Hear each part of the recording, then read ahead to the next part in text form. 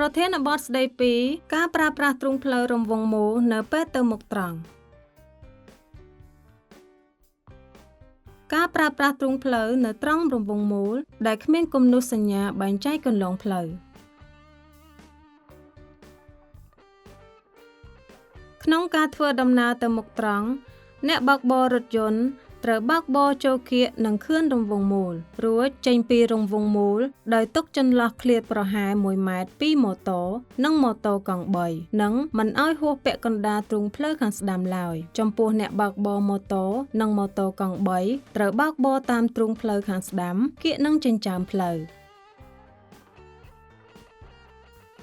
ការប្រើប្រាស់ទ្រង់ផ្លូវនៅត្រង់រង្វង់មូលដែលមានពីរគន្លងផ្លូវ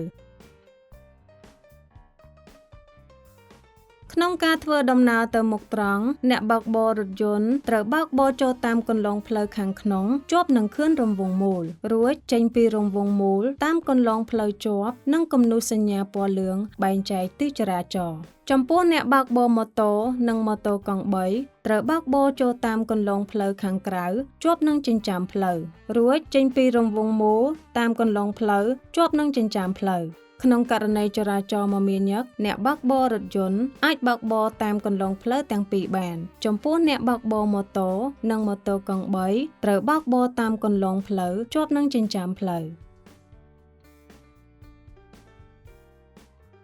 ការប្រើប្រាស់ទ្រង់ផ្លូវនៅត្រង់រង្វង់មូលដែលមាន3គន្លងផ្លូវ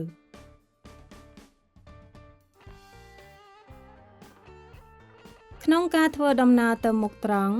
អ្នកបើកបររថយន្តត្រូវបើកបរចូលតាមគន្លងផ្លូវកណ្ដាលនៃរង្វង់មូលក្នុងប៉ុន្តែមិនត្រូវបើកបរតាមគន្លងផ្លូវខាងក្នុងជាប់នឹងខឿនរង្វង់មូលឡើយក្នុងករណីចរាចរណ៍មមាញឹកអ្នកបើកបររថយន្តអាចបើកបរបានតាមគន្លងផ្លូវទាំងពីររាប់ពីខឿនរង្វង់មូលដោយឡែករថយន្តធុនធ្ងន់ត្រូវប្រកាន់យកគន្លងផ្លូវកណ្ដាលដដែលចំពោះអ្នកបើកបរម៉ូតូ